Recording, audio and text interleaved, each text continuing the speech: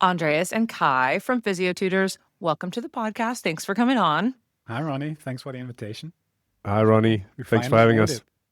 This is fun because at this point I have had two guests on at the same time, but they were in separate locations, Yeah. like zooming in. So to have both of you on screen with your nice headphones and your nice microphones is very professional, and I think it's going to flow well. Yeah, me too. I think so too. We Yeah. troubleshot some issues before, but we're here. Here we are now. Yes. I was having this thought last night. I was like, this is a little surreal for me because I graduated PT school not too long ago, 2022, and I knew your faces so well from YouTube, from your content online, all of the things that you research as a physical therapy student. You guys are some of the first people to pop up as Physiotutors. You've really branded yourselves well. So it's exciting for me to have you on. And I think listeners will also be looking forward to hearing from people that they probably have heard from before, but just in a different setting. So let's talk a little bit about just the origin story of Physiotutors, because I know you two met in school in Amsterdam, Mhm. and that's sort of where this whole idea was birthed. It was founded. So just give us a little background on that. Yeah. Do you want to go ahead? Yeah, I think I can go ahead because it's a bit of my brainchild. Like the YouTube channel was founded after the first semester in PT school. So like we were just two guys moving to Amsterdam to study PT, and in high school I dabbled with YouTube quite a lot already. So like the early 2010s, I was active on YouTube privately, just uploading whatever I felt like. I was a bit of a geek, experimenting with software updates on smartphones back then, and I uploaded tutorials around that type of stuff, and that got quite a lot of traction for the standards in the early 2010s. And yeah, it was just an eye-opening moment for me to see that even like such a niche problem that I'm solving here in my childhood bedroom reaches tens of thousands of people worldwide, and they really appreciate what I'm uploading on this platform. So when I then moved to Amsterdam and I started PT school, of course, you're again confronted with a whole new set of problems to solve as a student. And yeah, initially that was learning a ton of orthopedic assessment tests for all of the different joints in the body. And our lecturers, they would, hold up David J. McGee's orthopedic physical assessment book, like a big blue book back then of 1,600 pages. And they would proclaim, this is your Bible, so you better sleep on this book, put it under your pillow. But for me, back then I was 18 years old. This book was not the medium to study or read up on assessment tests, something that you do practically. So my natural instinct was, okay, let's go to my favorite website on the internet, YouTube, and see if there's anybody who can tell me, okay, how do I do a McMurray test again? How do I do a Hawkins test? And I would not really find what I was looking for, like a really succinct video that has proper referencing of, supporting what they're showing, why they're doing it a certain way, and that I could be done with it in like 2 minutes max.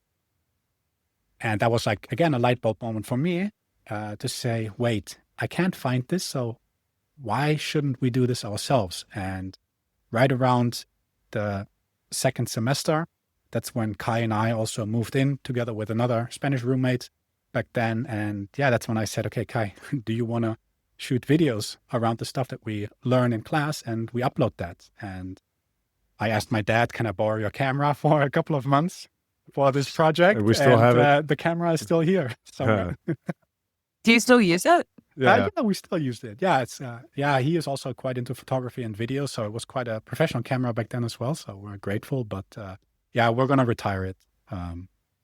Didn't he actually buy the same same camera twice? Yeah, I think like because after a 3 while years he down gave the up line, on he's it. like, all right, it's I think that camera is not gonna make its way back, so he bought it again.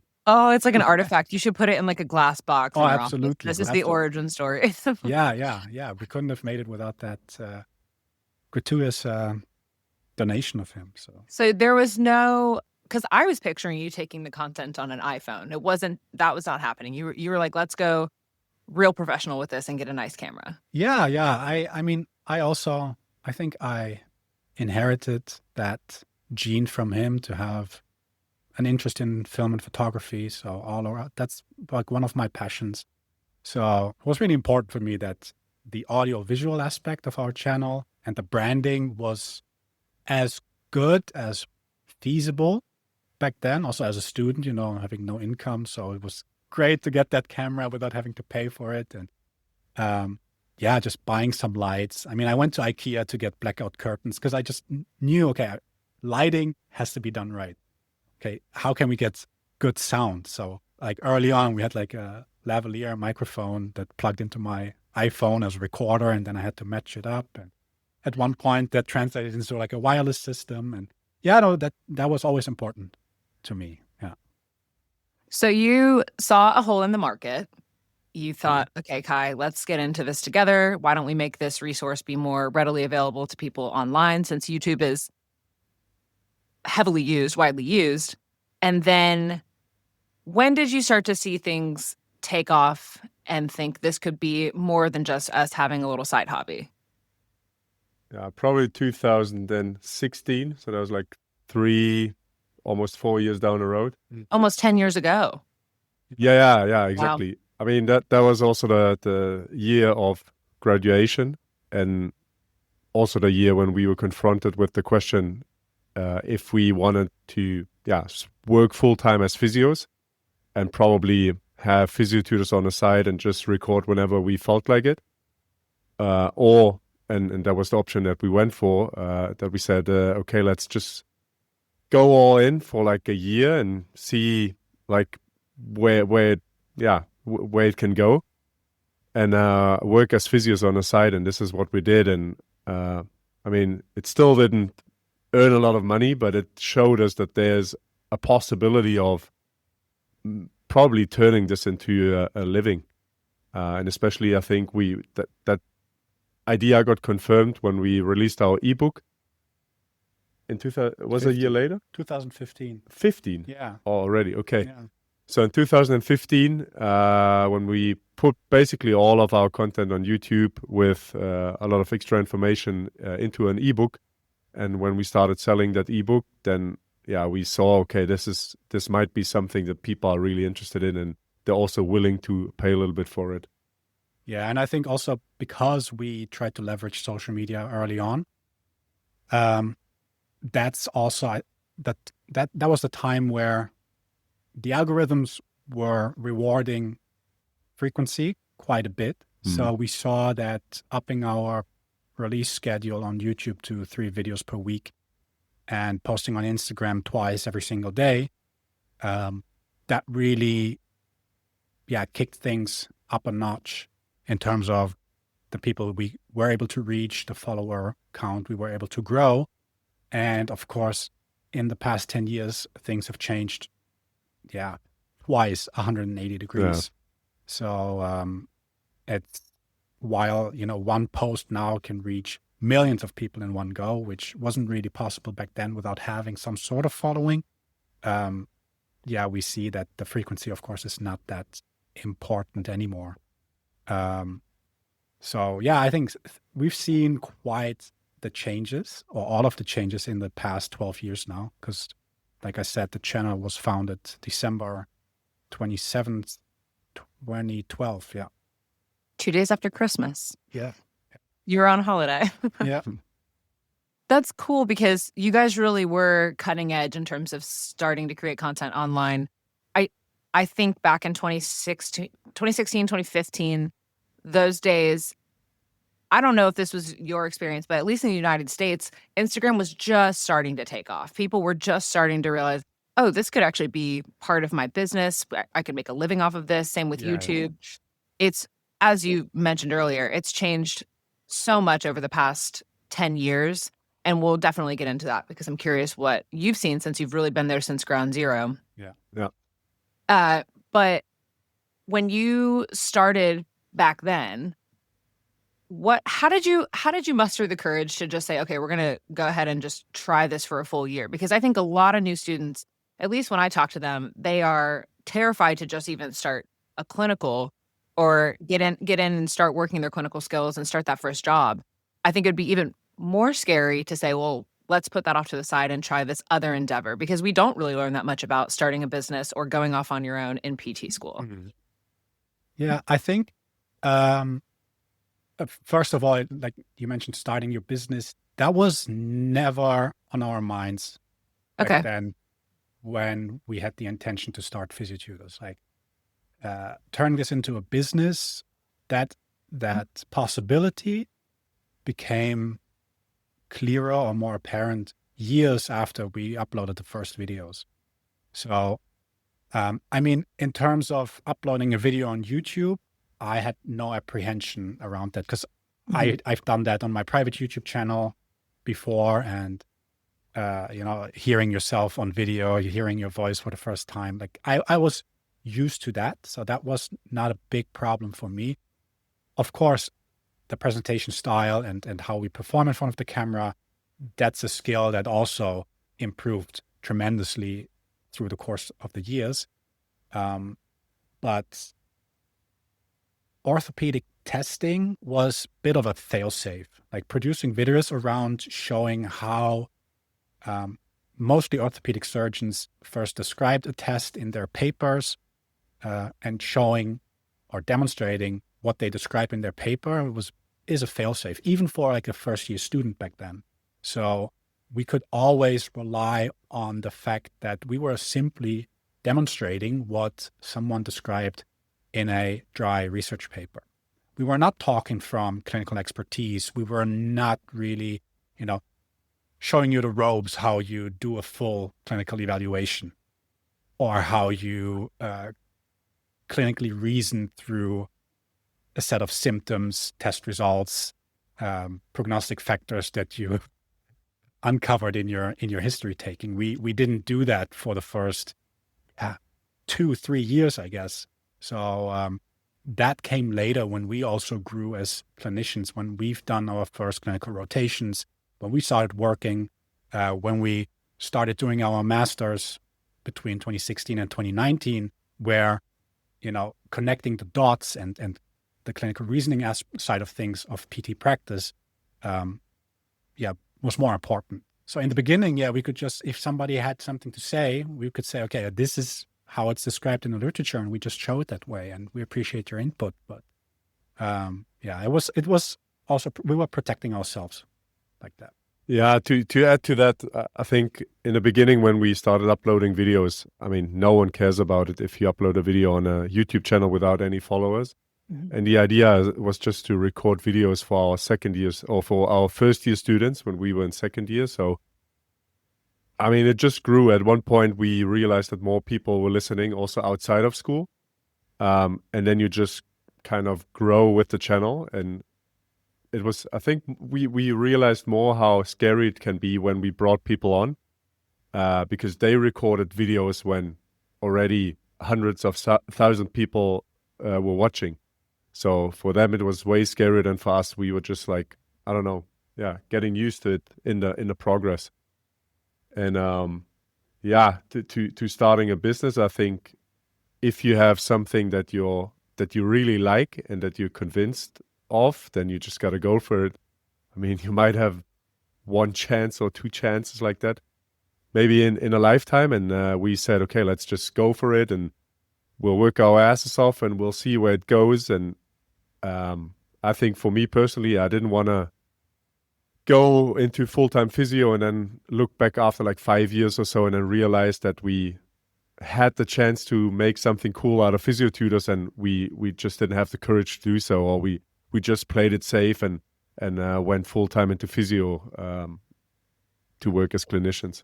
Was there a turning point for either of you when you realized, okay, it is time to make the jump, or this is going to be successful if we really put our heads down and work at this? Yeah, I think after the first year already, like I think from 2016 to 2017. I mean, money-wise, it was still pretty poor. So I worked on the side a lot in a gym, for example, and in the summer breaks, I worked for the old company that I used to work for in Germany. I did some remote work for them just to stay afloat. But I think we both saw such a big growth in numbers, and I think we were both convinced at that point that it was gonna be like a success at one point if we just kept on going. Yeah. I think early on also, we took things really seriously. Yeah, around, I think from 2014, that's when we started to put ourselves a bit on a schedule. We said, okay, let's release at least one video per week, and then we would sometimes have 3 weeks of where we would shoot, 12 videos, and then we would have videos for the next 3 months, for example. And then we could, for example, cover our release schedule even when we were on clinical rotations and we couldn't produce videos. But I think right around that time, we saw constant growth. You mentioned 2015, Instagram popping off. That's also when we said, okay, maybe we should. I mean, I had Instagram privately, but maybe we should also make a Physiotutors Instagram account. I mean, Snapchat was also still really hot. We tried. I remember that, yes. But handling 4 social media accounts, and also we could never really find the right format for like professional Snap. So we ditched that. But once I saw consistent growth across the follower count and the view count, so the attention that our project back then would get, I knew it's not a matter of if we're going to be able to monetize this, but just a matter of when we say, okay, now is the right time to start monetizing the attention that we have. So that was really clear early on, but we tried to postpone that moment for the right time, and that came with the ebook that Kai mentioned. And now you have, is it 10 people on your team total, or a little bit more than that? I was looking at your website, and there's a lot of different people have a lot of different hats there. Yeah, it's hard to say actually. Yeah, I think we're the core of the company. Of course, yes. Yeah, and it's like our full-time job. I have, like, for the past 2 years, I'm not a PT anymore, so I still hold the title, but I'm not. You're still a PT. Yeah, I'm not practicing anymore. Always be a PT. No, it's I still know what's relevant in PT practice. Yes, that I'm not practicing anymore. But we have Alan, who's like extended core team, like our research writer, and then there's Felix. We have our country managers who try to more regionally get Physiotutors on the ground, and then of course we work with 3 other agencies really closely, so developers, marketeers, designs. So I think if you add all of that up, like, you easily reach between 30 to 40 people working on Physiotutors. But your website has 10 specific people's like headshots, so that's what I was basing the number off of. So they made it onto the website. They're there. I mean, they're like extended core people. Sure. Yeah. That's pretty big. When did you reach the point where you realized, okay, this is too much for the 2 of us to juggle, and we are reaching into different facets of the business, right? Where we're not making videos anymore. We have the ebook. We're offering online courses. We're offering things in different countries. We're accredited now for CEUs. I'm sure at some point you both were like, okay, time to hire. This is too much for just the 2 of us. Yeah, probably around 2020, I'd say. Correct me if you have a different opinion. And I mean, it at one point you have some income that you can spend to hire experts, because in the beginning we did everything ourselves, and we have quite a broad range of talents, I think. So we could do a lot of stuff ourselves, but nothing was to like it done in perfection or like to a high level of expertise, let's say. So we said, okay, we want to have a new website. So we got in touch with an agency who is actually designing and maintaining our website to this day. I think in the past we really thought we could find people to cover different aspects of physiotherapy because we are really about MSK. We thought maybe we can bring some people on about who talk about pelvic health, neurology, and so on. And actually that was pretty hard because it's really hard to find someone who is good at those topics, who is willing to jump in front of a camera and also be good at it. So I think we tried a couple of times, but we never succeeded in that endeavor. And people are always asking for it, like when are you guys going to shoot more stuff on neurology and so on? But so far that's not been successful.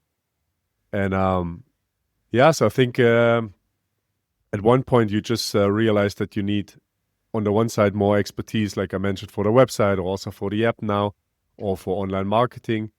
And on the other side, the amount of tasks that we have to do now, be it support or translations or whatever, it's just not, you're just not able to handle all of that with two people. So we have a lot of students who help us with the translations, or people who just work a couple of hours a week for us. So I think this is how we kind of cover those fronts.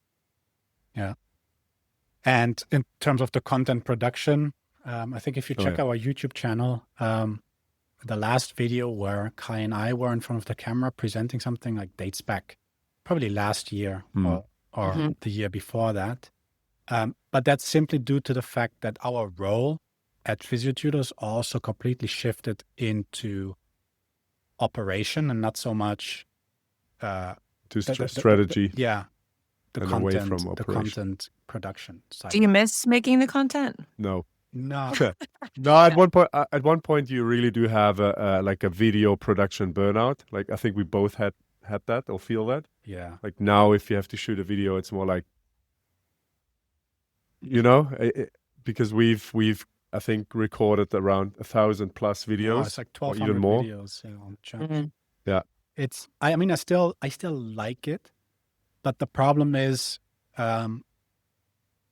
I am not in that headspace anymore as well, right? I still love content creation, and I can get really excited about gear and filming and all that. And I think I have a deep passion for it. If I could really, or if the time I have in a day or in a week, and also, like, I'm a parent now as well. I have a family. We're not living together anymore, spending next to the hours that we're asleep, all of the awake hours together, and there are not all of the other hats to wear within a company. If I could just indulge myself in that content creation, purely content generation, then that would be, I would still like it, but I can't flip that switch easily anymore. Like, if you really want to write a video script, if you want to take the time to shoot it, if you want to, take the time for the edit, which I just can't. Like, I don't know where to squeeze that in anymore. Yeah, I think we started as content creators and now emerged into, or evolved into entrepreneurs. Yeah. Yes, 100%. I mean, you started just basically making videos, and kind of similar to me, although mine is a much newer endeavor, realizing, oh, okay, this can be profitable and it's reaching people and they're asking for more. And so I'm going to start offering more. And that's when the whole role of you as the content creator starts to diversify, and you have to set aside time to content create. And then I love how we got two different answers. Kai's like, no, I don't miss it. And Andreas is like, I kind of miss it, but if you could just focus on that.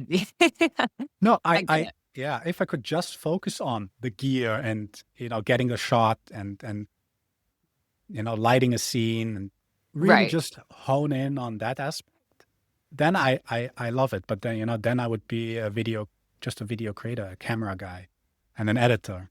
But, I remember that, like, at one point, it's like, okay, we shot videos one time with our research writer, Ellen, and the raw files would sit on my hard drive for like a year, and I was like, I still have videos to edit, but I just can't find the time and the headspace to now focus on this.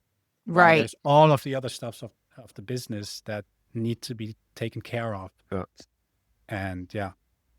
And now you've hired out people to continue making the videos that everybody knows and loves, which I do think speaks a little bit to the branding aspect of Physiotutors, because if you go and look at the content you're still putting out to this day, it has the same feel, it has the same vibe. Right now, a lot of people are just listening and they can't see the video, but even the light behind you is, I don't know if this was on purpose, I think it was. It's like the Physiotutors, that light purple. Yeah. I think that is a real skill that you have to harness, because it's something that I'm still trying to cultivate. I definitely haven't fully figured out yet. Is that something that was just innate to you, or did you have to learn to grow that branding as you went? Because right now everything across the board just looks so good, and you have been doing it for over a decade, but still. Like I said, when I opened the channel, like I needed to name the channel. So it's okay. It's going to be about physios, and like we would do the peer tutoring at school. So can we just mash that together? And yeah, then that was Physiotutors. And from day one, I said, okay, we need a color scheme. Like we need a recognizable color, something that, I don't know. I maybe you have to look up the definition of the color purple, but I like the color. Nobody else was really using it. And It's different. yeah. And I mean, also the shade of purple also changed with like rebrandings, but I think we always stayed true to that core of, you know, if you see a purple post around social media, like that, you could attribute that to us. So from day one, that was absolutely on top of my mind, that we need to find consistency in our brand. And of course, that's going to be refined throughout the years. And, you know, then professional people also start working on it and they have their take on it. But that's always on our mind. Yeah, I think we got a lot of input from the guys who do our webpage and the design. So that's how the logo modified at one point, how the colors changed it, and the color palette changed as well. And I think, like, I mean, you are the guy who is more about the aesthetics and stuff, but I used to work for a bigger company in Germany for like 6 years, and they were all about corporate identity. And they even have their own department with, I don't know how many people, like at least 20 people who just work on corporate identity and corporate design. So every color, every letter that goes out to a customer, every light somewhere in the building is according to corporate identity. So I think, yeah, that's why I also feel like, or I also learned how important that can be for business, for sure. That's really good foresight, because a lot of people that follow me or listen to this podcast are considering going off and doing something on their own, and they'll ask about branding or how do I make myself recognizable? And like I said earlier, it's just not something that's covered in PT school. Like, why would it be? No, We're learning no. other things. Like, that's just not necessarily what we need to cover in the curriculum. So I just think it's really interesting how your two brains came together and created this it's nationally, worldwide recognized product. Sort of switching gears here, but this question just came to me because you're from Germany. We're Both of from us are. Germany. Okay, you both are. Yeah. And then PT school was in Amsterdam. Yeah. And then you went on to get your master's. How does PT school differ, in your opinion, in Europe versus in the United States? Not a lot. Okay. I think I can take that question because I actually applied to Northeastern University in Boston after graduating high school. So I knew about the curriculum. I mean, they had like an accelerated program, 6-year from undergrad to DPT. And it just failed due to the financials. Like, I didn't want to be buried in student debt. So when I could get an equivalent education in Europe for a fraction of the cost. So then, yeah, that's how I found the bachelor's in Amsterdam. And I don't think that then it really differs that much to the US system. I think PTs here have the same challenges. I mean, you can't really. Europe is different as well. Like PT in Germany is a lot different than PT in the Netherlands in terms of the level, in terms of how it's practiced, in terms of how it's positioned within a healthcare hierarchy, next to GPs and maybe specialist surgeons, for example. In terms of direct access, I mean, in the US, there's states where there's direct access, there's states where there's no direct access. I mean, you guys have that challenge of, okay, yes, we are a doctorate degree. So regardless, as doctors, we're not MDs, but it's a doctorate degree. Gets confusing for people. But identity crisis of, where do we fit in that hierarchy? And it's a bit the same in Europe as well, where PTs are pushing for like an equivalent status, next to the GP or between the GP and a specialist, because we are specialists of the musculoskeletal system. But in terms of the education, I think you get the equivalent here as well. Yeah, I mean, our school that we went to, the European School of Physiotherapy, ESP, they started out as a program in Europe that they only offer to students or like to people from the US, because their content was recognized in the US. And then I think it still kind of is. And you only have to do your DPT, what is it? Your NPTE. After your bachelor's degree here, and then you're good to go to work in the US if you pass the NPT. So, and I think the master's that we did is kind of a specialization you guys have as well, like to go for manual therapy, for example, orthopedics. The OSCE, right? Yeah. Or what is, yeah. OCS? OCS, yeah. Orthopedic clinical specialist, something like that. Yeah. Okay. That is sort of what I had assumed, especially since the content that I see you put out, even though you're across the pond, is exactly what we're learning in school anyways. Yeah. I'm curious because a lot of what I found in your earlier on content, so we're talking 2019, 2020, for me finding it early on, I know you'd been doing this since before then, were a lot of special tests like you were talking about. And there are so many. Any physical therapist can agree that it's probably one of the worst parts of PT school is just memorizing all of these tests and knowing which ones are even worth doing in the clinic, which ones are just a bunch of BS. So with that, I'm curious. Well, I know you're not really that much in the clinic anymore, but what are your favorite special tests? If you have like one that you could you just hang your hat on and say, this is the one that I would use.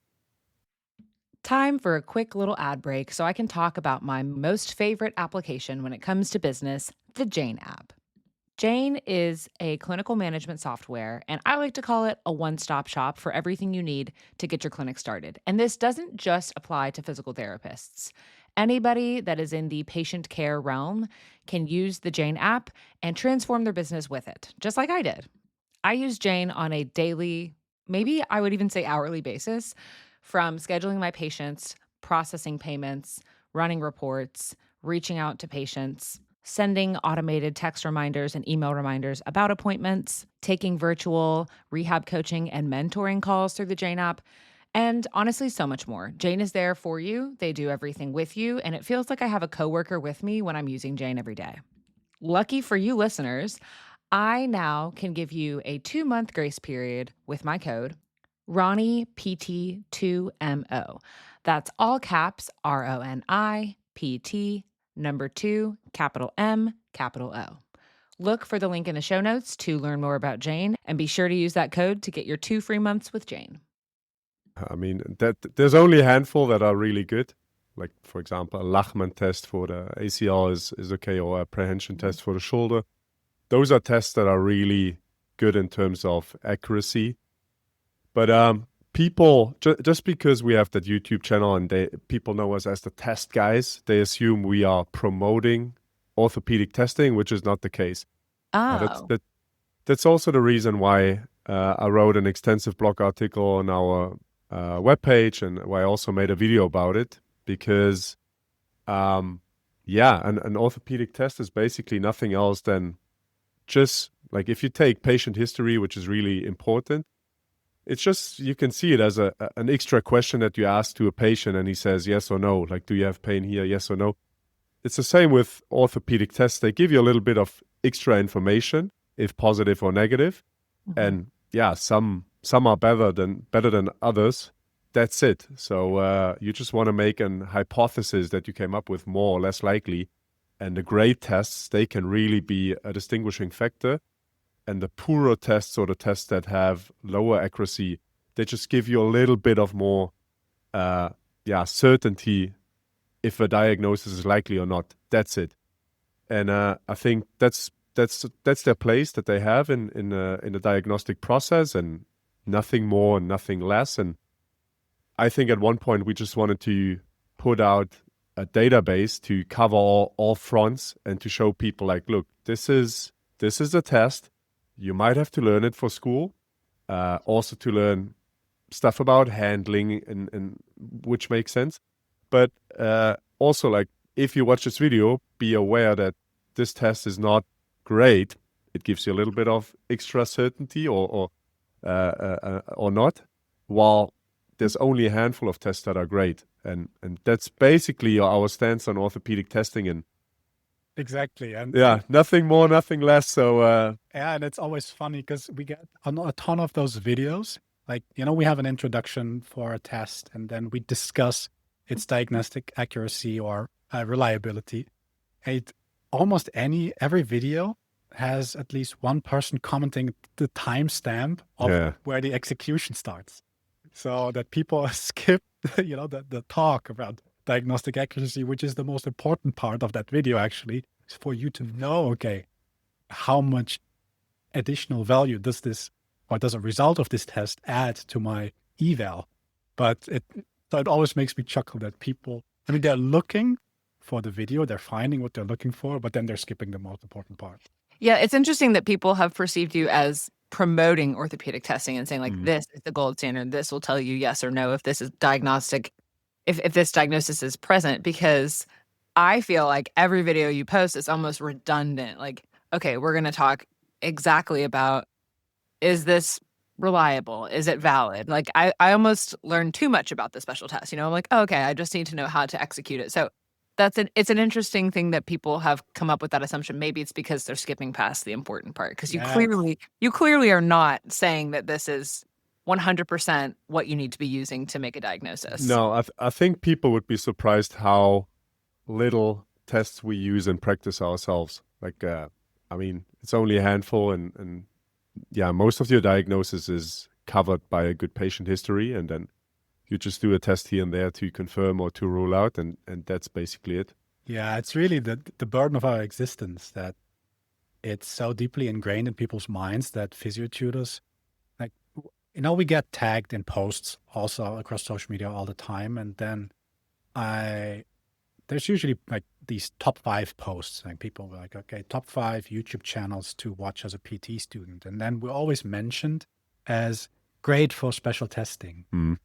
Like, when we have a wealth of other videos on our YouTube channel. You're like, no, we do so much more. Exactly. Yeah. Exactly. Yeah. It's really like that hat that it's just stuck to our scalp. Yeah. It was a blessing in the beginning to be able to start out with as a student and to kind of build our YouTube channel around it. But now it's become more of a curse, because people know us from that. But I think we moved away, or like, yeah, we did move away from it and have so much more to offer. And people often forget that, or they kind of quit, I don't know, visiting our webpage or watching our videos once they've graduated, because they don't have to learn any special tests anymore. But I think what we do often now is like so much more. And it's also funny when we talk to students and they say like, okay, how much time does it cost you, like, per week to do the videos or to do the filming and editing part? And like, they think we do nothing else, and I think video shooting and editing is like not even 1% now. Yeah, exactly. Yeah, yeah, I mean, if you just take a quick glimpse at your website, anybody can tell that you guys are doing a lot. There's a lot going on over at Physiotutors, more than just special test videos. But that's how you started, and I get the blessing and a curse piece, because Rehab with Ronnie started as exercise videos when I was still working in my corporate PT job. And it's continued to be some of that, but also I think you could agree it gets a little tiring sometimes to be Yeah. talking about the same subject. And there's only so many things that you can do. So trying to grow out of a phase like that is difficult. And I'm also curious, how have you grown? Because you mentioned it earlier, out of the trends, or I guess along with the trends of social media. Because in the beginning, I know YouTube was popping off and then Instagram was popping off. And then 2020-ish, you had the introduction of TikTok.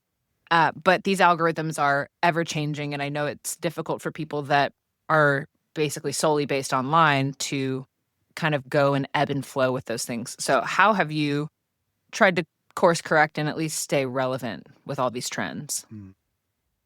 I mean, I don't think we ever hopped on a trend. Yeah, I guess I say trends. I mean more like how the internet is changing. Yeah. I mean, like what we can say from like a creator's perspective is that YouTube is the most creator friendly platform in our opinion. Like if somebody wants to start out producing content, then YouTube definitely offers the most value to its creators, especially for evergreen content. And that's essentially what we do. Like if you look at our channel analytics, like the best performing videos are videos that were released 10 years ago, because they still offer the same value as they did when we first released them, but they don't get buried inside of an algorithm or algorithmic platform like TikTok or Instagram, where like your post is outdated 3 hours after it's been posted, if it's not getting that initial visceral reaction out of the viewer, like the thumb stopping kind of content. And looking at how we produce the content, and we got some shit from it from other people. I'm not gonna name names, but that they say it's boring and dry, and it's like these two German dudes talking about boring statistics, That's mean. testing. And, yeah. I mean, I don't blame them. It's not the no, most exciting content ever. So I don't feel like it's the perfect fit for Instagram nowadays, where No. people have like an attention span of like 2 seconds. True. So yeah, I think YouTube is the best fit for us. Yeah. And but we stay true to that, and we know that people use us for study sessions, so I don't think that they expect someone screaming from the screen at them and or Can you imagine? a jump scare so that they stop for the video. I mean, But- what do you expect? but- What do you expect of two Germans? Yeah. I mean, Also, picture someone trying to explain what you explain in Physiotutors, but in a 15-second video that's like super catchy. I mean, you'd have to watch it 100 times to gather Yeah. what you're saying. Exactly. No, so of course we've seen that change, and we've been heavily impacted by it as well, because the first platforms that we started on were YouTube and Facebook. And around 2016, 2018, Facebook really, I think it was 18 or 16, 18, Facebook no, made that 18 rather 18. 18 made that switch from one day to the other, where Yeah, that's crazy. like Yeah. business pages would not get any reach anymore. Like when they would say, no, Facebook is for friends and families. So Yeah, we're yeah. going to promote that. Oh, yes. I remember Yeah. the. Yeah, Yeah. It was Fa- like them saying, no, we want business pages to pay for reach. yeah, Like if you want organic reach, you got to pay up. yeah, even to reach your own audience. Like, Exactly. thank you for So- building an audience of, I don't know how many 100,000 people, pay but up. you won't reach your own audience anymore. Yeah, Yeah. So, Yeah. so that really like killed Facebook, yeah, and especially for us. And I mean, I thought about all of these changes. I always thought about them. I was like, okay, how can we adapt our content? But I could never, I never felt like, okay, we're able to really make a shift here, or without us staying true to, you know, what we believe in, and also what we want to portray. So we just stick to it. I mean, it's dry, and we know like growth on especially Instagram is minimal. It's like less than 1%. So we're stuck where we are. It's a bit sad that it doesn't reach But more people, but I think also the consumer has also changed in 10 years. that's So true. Yeah. we made that deliberate move 6 years ago when we said Instagram or social media in general, building your business solely on your presence across social media is too risky. It's a ticking time bomb. It is. It is. Like, I mean, it's also a blessing and a curse that we have those media as individuals, because the barrier to entry to reach millions of people across the entire globe is close to zero. And I think also comparing YouTube as video platform, of course, they also now have the YouTube Shorts, but in terms of production efforts needed on YouTube were a bit higher. So you had production, and then distribution was as easy as uploading and seeing what it does. Now with like all of the short form algorithmic content, like all you need is your iPhone. Also that the iPhone has gotten so much better compared now to 10 years ago. That's all you need, 15 seconds, and you can reach 50 million people within 24 hours if it pops off, you know? But where was I going with that? Yeah, you can't rely on those platforms to keep you afloat forever, because like we've seen it on Facebook, like our page was killed within 24 hours. Like if we could export the analytics and you see from one day to the other, it just tanked. And then you're gone. And you either pay up or you don't. And that's why we said, okay, we need to invest not only into our website, but into an own app as well.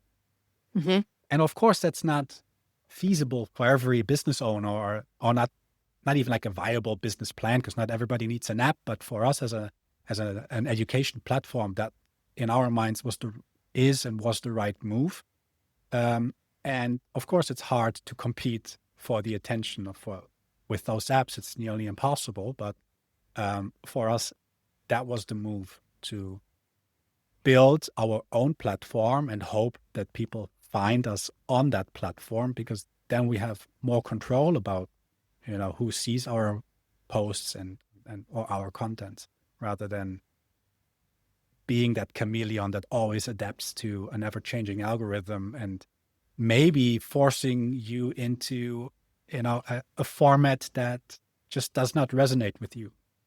So yeah, probably sounds like a boomer now. It's like, No, I don't think so. I don't think so. Kai, I think you were going to add something to it too. No. Yeah. All has been said. I'm not getting Kai to dance. I think there's something very admirable about just having a concept and an idea and saying, okay, we are an educational platform, and then sticking to it. Like, you can't get Kai to dance. You're not going to go on TikTok and start to try and be trendy in that way, because although the consumer has changed, the consumer still is smart and knows when you're selling out, you know? And I think for the audience that you're trying to reach, I at least can speak from personal experience, because I am one of those people that you're trying to reach. I appreciate the fact that you've stayed the course and stayed true to, this is Physiotutors. We're not going to try to create a super trendy YouTube short, and we're not going to try and get 1 million followers on TikTok. I feel like you'll come out on the other side of it and be like, thank God we did that and we didn't try to do anything else. Because not a lot of businesses can say that. A lot of people are trying to change with the times instead of just staying the course of what their whole brand and their whole company is about in the first place.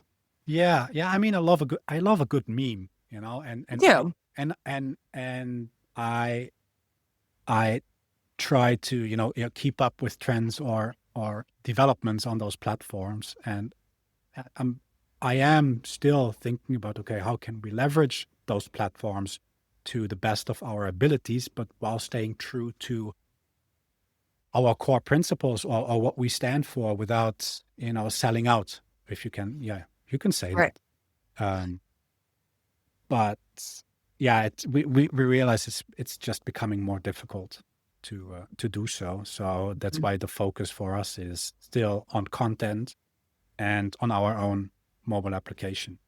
Because we feel like if we can get people into our ecosystem, then we have a bit more control about them seeing what's relevant to them.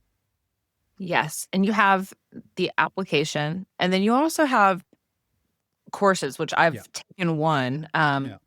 that you offer online, and I think that that's a super valuable offering. I don't know if a lot of people realize that. So for those of you listening, if you're looking for CEUs, Physiotutors offers online courses, and I think it was very thorough and just well put together. And the quizzes were good, and I know you do other things as well, but I thought that those two things, not a lot of people realize, but the app also is just good for the regular person that wants to check an app and learn something rather than doom scroll. Exactly. Yeah. Yeah. Yeah. Thank you. Appreciate it. Yeah, of course. I mean Yeah. it. Yeah, Um, I'd say in a nutshell, the app is designed to, motivate daily learning with different sorts of content from blogs to podcasts to masterclasses and research reviews on the one side, and also help clinical practice by giving you a couple of tools from, the assessment techniques that you know from YouTube, manual therapy techniques, a clinical assistant based on AI that is trained on guidelines and clinical patterns. So this is a bit what the app covers. And I think the courses are more for in-depth learning if you want to really deepen your knowledge Yeah. and focus on one particular topic. And the courses, 2 courses are given by us, but the rest is given by international renowned experts in the field. So really the top guys out there when it comes to research or clinical expertise. okay. You two have been friends for a long time, business partners for a long time. Was there ever a point in all of these years where you thought, this isn't going to work? We have to go our separate ways? No? You're shaking No, your head. No? no, no. Good. It's a lot of people ask us that, but no, I don't know. We are really different characters, but somehow it seems to work well. And I think we started out doing a lot of group work and exams together at our bachelor's and master's programs, and it just continued that way. And I think the basis is having the same vision long term. I think this is really it's similar to a relationship, for example, with you and your partner. I mean, you want to have the same long term vision, right? And you want to have the same values. So that's like the foundation.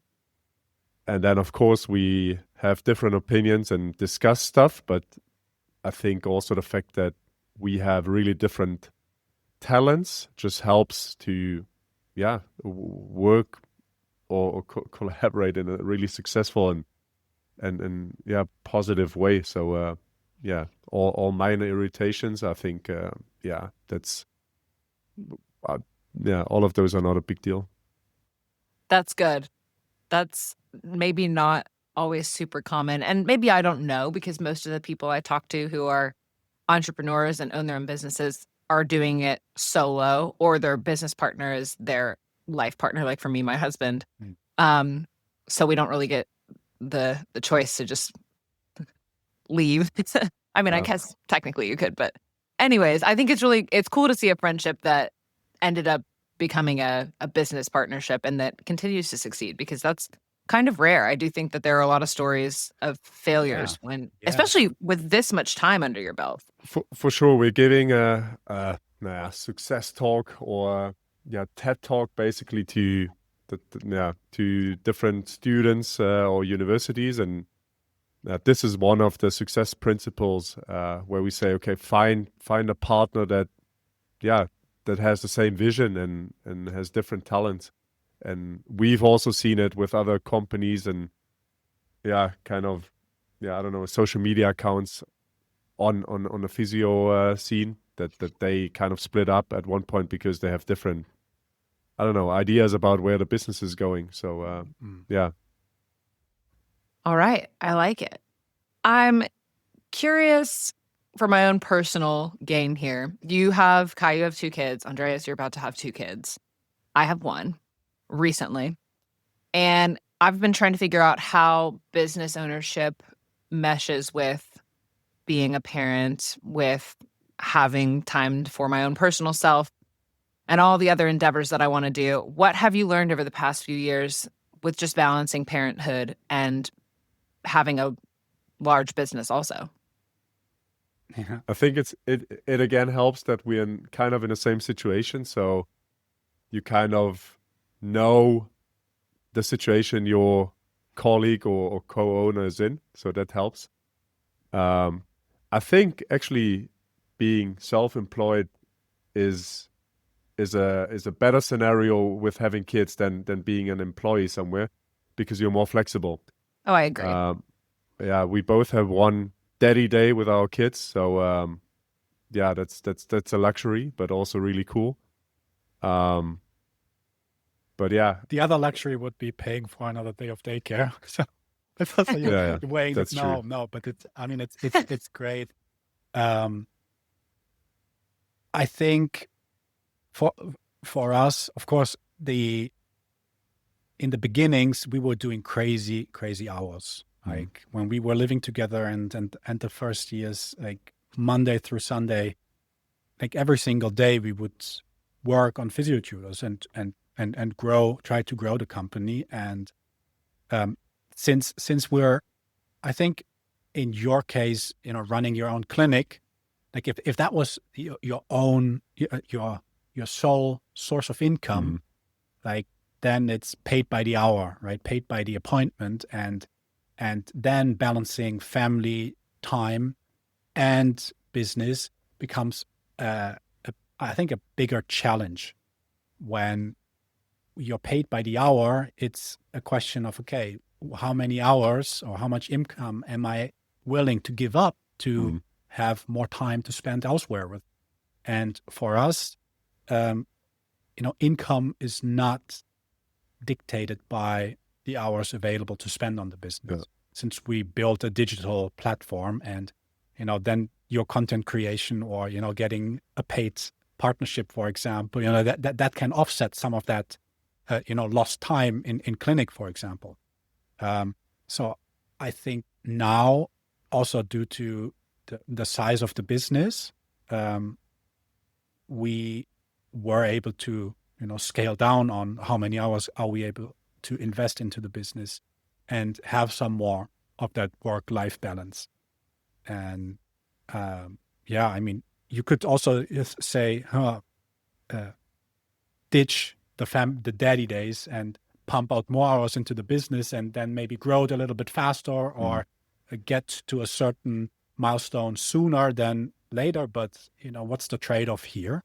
And I think then that we both value the time we have with our kids, the time that we are able to spend flexibly, jump in whenever necessary. If our wives are not able to work, for example, if they're sick and we need to jump in, then that's fine. And then us being in the same situation, there is understanding on the opposite side when someone said, I'm sorry, I can't do this because I have to, attend to my child. So yeah.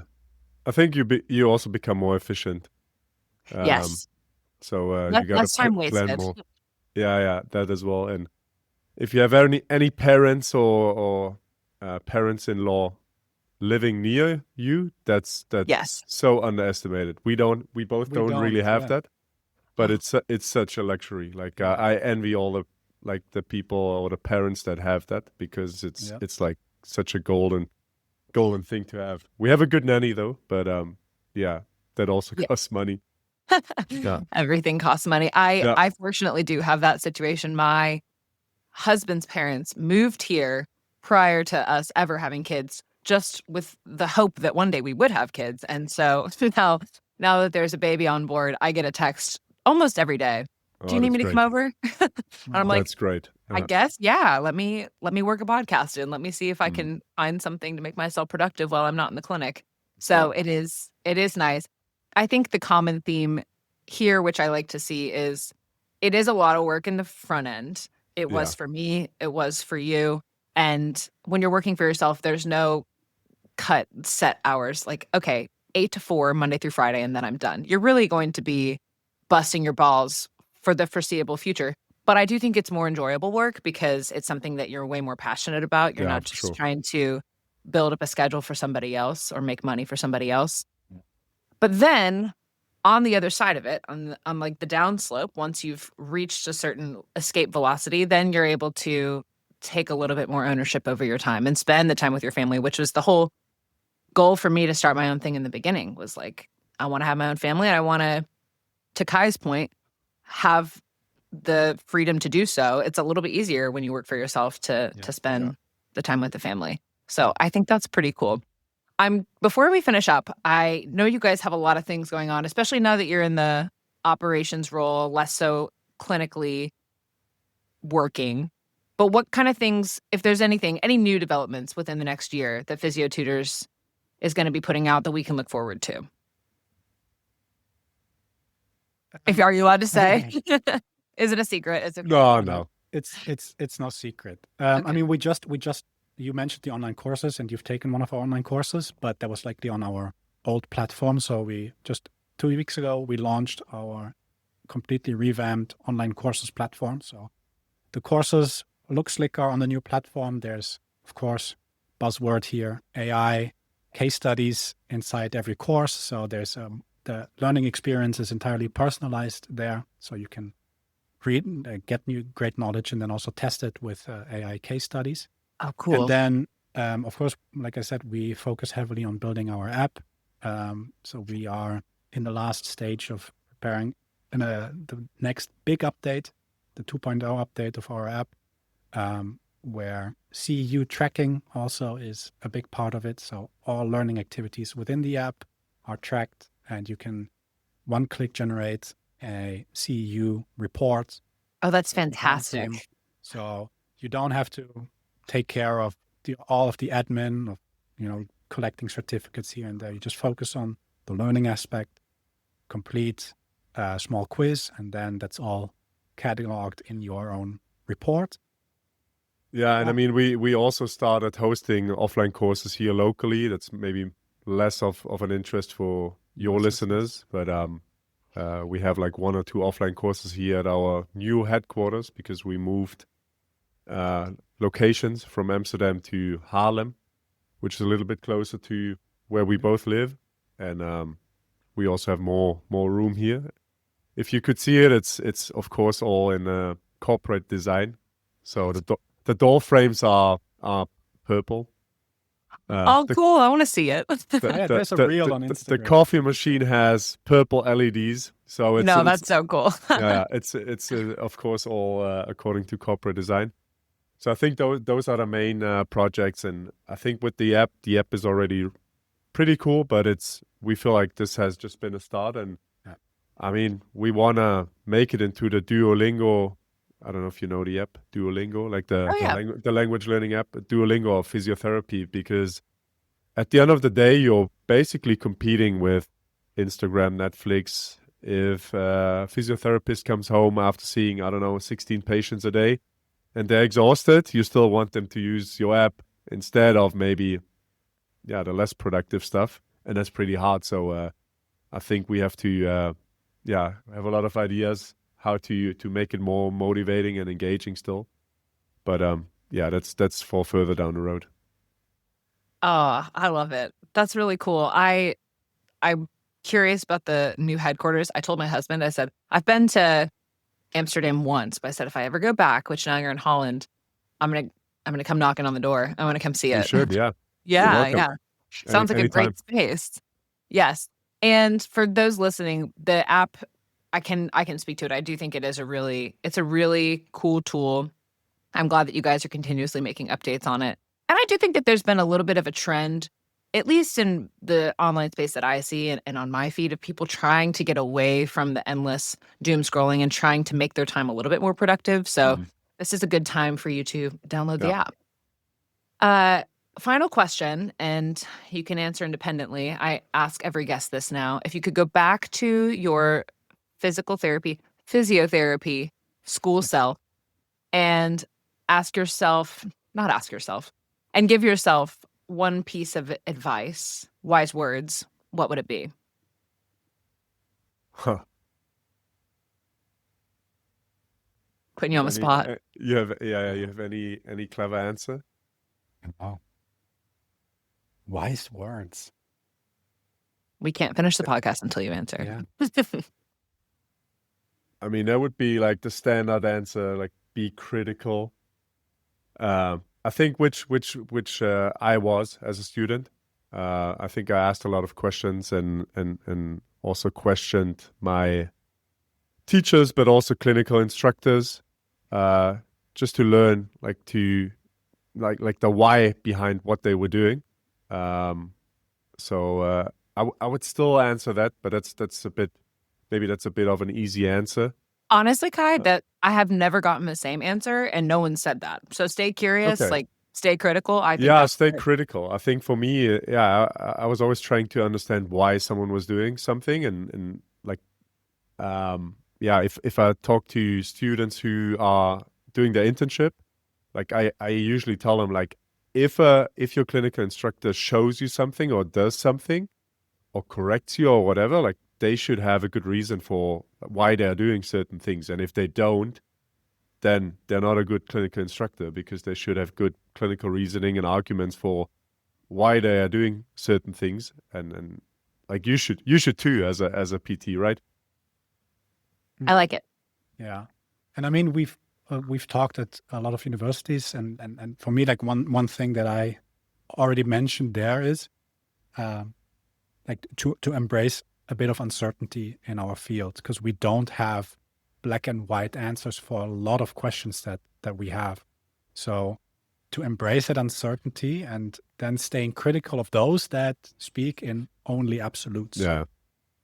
And especially social media is prone to just portray absolutes, Yeah. because that gets clicks. Never do X or only do Y is better than maybe try some of this or some of that. And that's a bit, our field is full of that gray area. Yeah, for sure. I think that's good, because your two pieces of advice sort of work in tandem. Like what Kai was saying at first, question everything. And then if what they're saying doesn't make sense or they're not having the correct answer, be accepting of that instead of just being adamant that it's either black or white. Like kind of lean into the unknown, because then that's where you find new answers or you become a little more creative. So I like it. Okay. Right. Okay, good. Okay, good. We can cut out Happy we passed. pause. Yeah. We could cut out the big pause before. No, not cutting it out. No, I'm just kidding. Well, thank you guys so much for coming on. Thanks for the invitation. Yeah, I really appreciate you. it. It's fun to get different types of brains on the podcast. You guys are so clinically minded and you work so well together and you have great products out there. I'll be sure to link everything for people to find you on the podcast. And yeah, until next time, I suppose. Yeah. Thanks a lot, Ronnie. Take care. You're welcome. Thank you. Bye-bye. Bye-bye.